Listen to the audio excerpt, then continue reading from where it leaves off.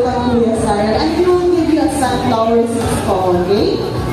Ayan, huwag po tayo matakot. You know, kapag-iscare naman po sa ating mga animal ambassadors, okay?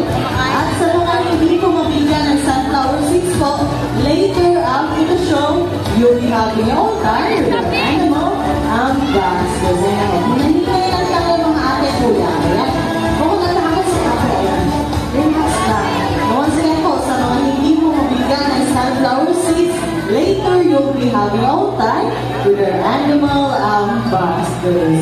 Ayan, o hinay-hinay lang, baka si Kuya Richie yung kakain sa flower. Ayan, o hinay na. Huwag po tayo magtulakan, okay? Ayan. At baka mabusog na rin si Parang.